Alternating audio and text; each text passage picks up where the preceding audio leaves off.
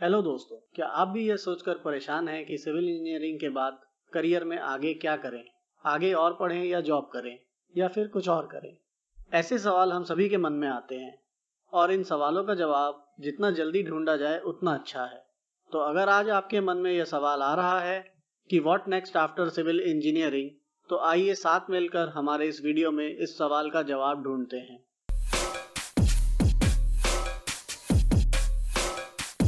Civil engineering से be या BTech की डिग्री कंप्लीट करने के बाद अगर आपको आगे और पढ़ने की इच्छा है तो आप फर्दर स्टडीज का ऑप्शन चूज कर सकते हैं। अगर आप आगे पढ़ना नहीं चाहते हैं और आप थ्योरी को प्रैक्टिकली इम्प्लीमेंट करना चाहते हैं तो आप जॉब करने का ऑप्शन सिलेक्ट कर सकते हैं। अगर आपने इंजीनियरिंग कंप्लीट तो कर ली है पर आपको सिविल इंजीनियरिंग में ज्यादा इंटरेस्ट नहीं है तो आप स्ट्रीम भी चेंज कर सकते हैं। और अगर आपके पास कैपिटल है, काम करने के लिए पैसे हैं, तो आप अपना बिजनेस भी स्टार्ट कर सकते हैं। आइए अब इन चारों ऑप्शंस को डिटेल में समझते हैं। फर्दर स्टडीज में आपके पास एमटेक करने का ऑप्शन होता है, पर याद रखें कि फर्दर स्टडीज का ऑप्शन इसलिए नहीं चुनना है कि मेरी जॉब नहीं लग रही है तो चलो आगे पढ़ लेता हूँ। एमटेक का ऑप्शन आपको तभी चुनना है जब आपको सच में टेक्निकल स्टडीज में इंटरेस्ट हो। ये आपको कैसे समझ आएगा कि भाई मुझे इंटरेस्ट है या नहीं है? आप बोलेंगे किसी सीनियर से पूछ लेंगे, मेरे कॉलोनी में एक भैया हैं, उन्होंने एमटेक किया है तो मैं भी कर लेता हूँ। लेकिन ऐसा नहीं है। जब आप 6th to 8th सेमेस्टर में पढ़ रहे होते हैं तब आपको ये डिसाइड करना होगा, और यकीन मानिए ये बहुत ही सिंपल तरीके से आप डिसाइड कर सकते हैं। आपको बस ये समझना है कि बीटेक करते हुए आपको किस सब्जेक्ट में इंटरेस्ट है। स्ट्रक्चर्स में इंटरेस्ट है, वाटर रिसोर्स में इंटरेस्ट है, ट्रांसपोर्टेशन में या एनवायरमेंटल इंजीनियरिंग में। जिस भी सब्जेक्ट में आपको इंटरेस्ट है आप उस सब्जेक्ट में एमटेक कर सकते हैं। इसमें कोई रॉकेट साइंस नहीं है। अगर एमटेक के बाद भी आपको आगे पढ़ने की इच्छा है तो आप उसके बाद पीएचडी भी कर सकते हैं। अगर आपको कंस्ट्रक्शन मैनेजमेंट में इंटरेस्ट है तो आप एमबीए इन प्रोजेक्ट मैनेजमेंट या कंस्ट्रक्शन मैनेजमेंट का कोर्स निकमार से कर सकते हैं। अगर आपको फॉरेन कंट्रीज में आगे की पढ़ाई करनी है तो आप एमएस भी कर सकते हैं। सिविल इंजीनियरिंग में फर्दर स्टडीज में हमारे पास यही ऑप्शंस अवेलेबल होते हैं। चलिए अब जानते हैं जॉब में हमारे पास क्या क्या ऑप्शंस अवेलेबल हैं। हमें अक्सर लगता है कि बेसिकली दो ही टाइप की जॉब ऑप्शंस अवेलेबल होते हैं। पहला गवर्नमेंट जॉब जो कि स्टेट या सेंट्रल गवर्नमेंट की हो सकती है, और दूसरा प्राइवेट जॉब। लेकिन ऐसा नहीं है। जॉब सिलेक्शन का क्राइटेरिया थोड़ा सा कॉम्प्लेक्स है, जिसे समझना इसलिए जरूरी है क्योंकि जब 2-4 साल जॉब करने के बाद हमें समझ आता है कि इस जॉब से बात नहीं बन रही है, तब तक हम अपना बहुत सारा कीमती समय और रेलेवेंट एक्सपीरियंस गवा चुके होते हैं। जैसे अगर हम एक अच्छा पैकेज देखकर किसी टनल बनाने वाली कंपनी को ज्वाइन कर लेते हैं और हमारी posting northern most part of India में हो जाती है, तब हम 2-3 साल वहां काम करने के बाद सोचते हैं कि हमें सिटी लाइफ जीनी है, शहर में रहना है और वापस प्लेन रीजन की ओर जाना है या कहिए सेंट्रल इंडिया की तरफ जाना है। अब और हम ये नॉर्दर्न पार्ट में नहीं रह सकते, और पता चलता है कि सेंट्रल रीजन में टनलिंग का कोई प्रोजेक्ट ही नहीं है और हम मजबूर हो जाते हैं कि किसी और सेक्टर में जॉब करने के लिए। ऐसे में हमने जो टनलिंग का काम किया है उसके वर्क एक्सपीरियंस का बेनिफिट हमें नहीं मिलता है। ये बस एक एग्जाम्पल है, ऐसे बहुत सारे सिनेरियो हो सकते हैं। इसलिए ये जॉब सिलेक्शन की कॉम्प्लेक्सिटी को समझना बहुत जरूरी है। जॉब सिलेक्शन का criteria person to person vary करता है। चलिए हम इस उलझन को आपके लिए थोड़ा आसान बनाने की कोशिश करते हैं। अगर आप कहीं भी और किसी भी वर्किंग कंडीशन जैसे एक्सट्रीम टेम्परेचर या एक्सट्रीम कोल्ड रीजन में काम कर सकते हैं तो आप किसी भी स्ट्रीम को चुन सकते हैं, आप कहीं ना कहीं सरवाइव कर लेंगे। पर अगर आपकी कोई लिमिटेशन है जो हर किसी की डिफरेंट हो सकती है तो आपको कुछ क्राइटेरिया पहले फाइनलाइज करने होंगे। पहला क्राइटेरिया है कि आपको फील्ड जॉब करनी है या ऑफिस जॉब करनी है। दूसरा है मल्टी सेक्टर ऑर्गेनाइजेशन ज्वाइन करना है या फिर किसी एक कोर सेक्टर में काम करने वाली ऑर्गेनाइजेशन को ज्वाइन करना है, कोर सेक्टर या फिर सॉफ्ट सेक्टर। इसके बाद आपको ये भी डिसाइड करना है कि एक्सपोजर लेवल आप कितना चाहते हैं।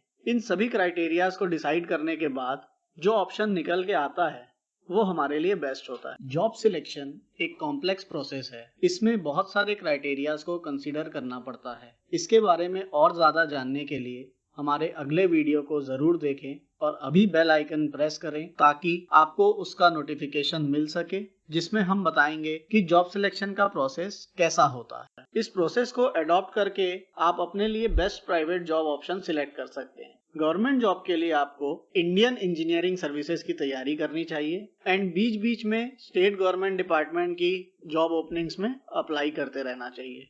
अगला ऑप्शन है स्ट्रीम चेंज। नाम से ही क्लियर है कि आपको ना ही आगे पढ़ने की इच्छा है और ना ही आप किसी जॉब क्राइटेरिया में फिट बैठ रहे हैं, तो आपको स्ट्रीम चेंज कर लेनी चाहिए। आप आईटी में करियर बना सकते हैं, बैंकिंग में, या फिर एमबीए करके एचआर में, मार्केटिंग में या फिर फाइनेंस में अपना करियर बना सकते हैं। बट अगर आपने सिविल इंजीनियरिंग कंप्लीट कर ली है तो हम आपको स्ट्रीम चेंज करने की सलाह नहीं देंगे। लास्ट ऑप्शन है जिसके लिए हम आपको मोटिवेट करेंगे, वो है बिजनेस। सुनने में बहुत आसान बट इम्प्लीमेंट करने में बहुत डेडिकेशन की जरूरत होती है। इजी ऑप्शन नहीं है पर एक बहुत अच्छा ऑप्शन है, क्योंकि इससे आप उन लोगों की हेल्प कर सकते हैं जो ऑप्शन नंबर 2 यानी जॉब करने का डिसीजन लेते हैं। बिजनेस की शुरुआत आप एक प्रोप्राइटरी फर्म खोलकर कर सकते हैं। बिजनेस स्टार्ट करने के लिए आपके पास कैपिटल होना जरूरी है। आप कोर कंस्ट्रक्शन कर सकते हैं या कंसल्टेंसी भी प्रोवाइड कर सकते हैं। अगर आप रोड, ड्रेन, बिल्डिंग, कल्वर्ट्स एक्सेट्रा बनाते हैं तो उसे कोर कंस्ट्रक्शन कहते हैं। और अगर आप सर्वे करके प्रोजेक्ट बनाते हैं या घर का नक्शा बनाते हैं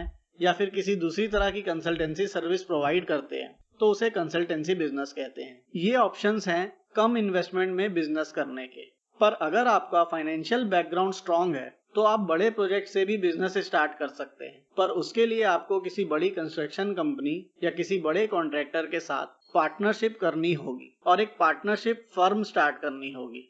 इसके लिए स्ट्रांग फाइनेंशियल बैकग्राउंड के साथ साथ आपके कॉन्टैक्ट्स भी स्ट्रांग होने चाहिए। लेकिन अगर आप अपना खुद का बिजनेस स्टार्ट करना चाहते हैं तो बेहतर होगा कि आप पहले कुछ समय जॉब कर ले और real time field experience gain कर ले। इससे आपको अपना बिजनेस स्टार्ट करने में बहुत ज्यादा सुविधा होगी। तो दोस्तों, अभी आपने देखा कि हर एक सिविल इंजीनियर अपनी इंजीनियरिंग की पढ़ाई करने के बाद ठीक इसी चौराहे के बीच में आकर खड़ा होता है और यहीं से हमें आगे का रास्ता चुनना होता है। इस वीडियो में हमने यही कोशिश की है कि जब भी आपको अपने करियर में आगे का रास्ता चुनने का समय आए तो सभी फैक्टर्स को कंसीडर करते हुए आप एक सही डिसीजन ले सकें और अपने करियर में सक्सेस प्राप्त कर सकें।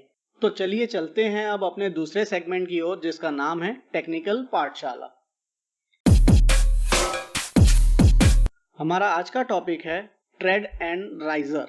सीढ़ी का वह भाग जिस पर हम पैर रखते हैं उसे ट्रेड कहते हैं और सीढ़ी के हर स्टेप के वर्टिकल पोर्शन को राइजर कहते हैं। राइजर नाम से ही क्लियर है कि राइज करना, इसलिए वर्टिकल पोर्शन को राइजर कहा जाता है।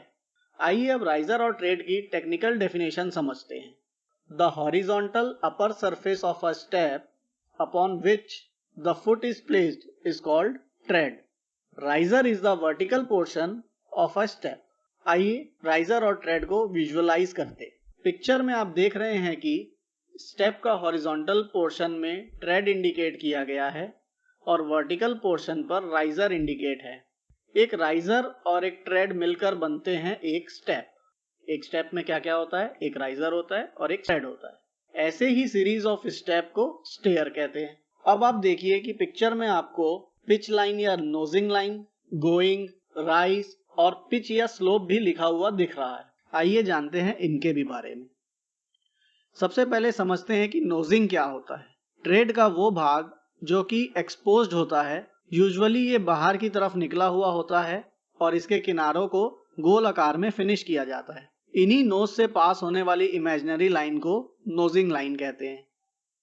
तो नोजिंग क्या होता है?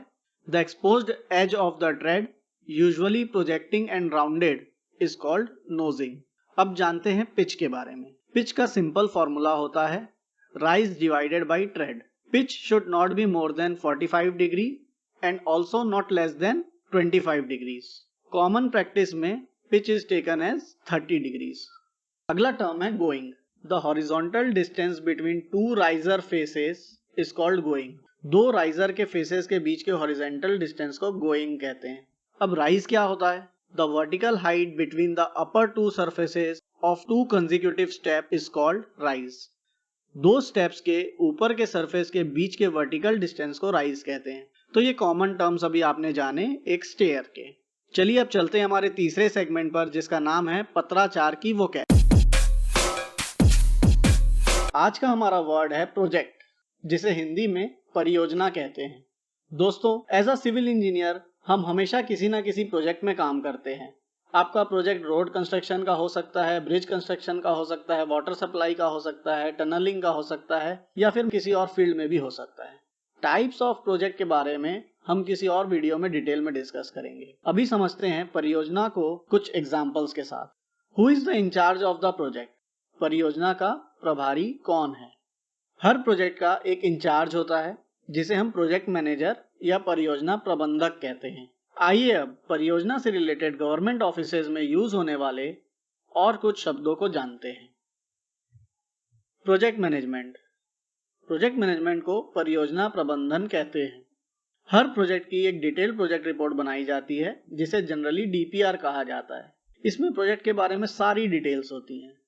ये टर्म गवर्नमेंट करस्पॉन्डेंस यानी पत्राचार के दौरान बार बार इस्तेमाल होता है।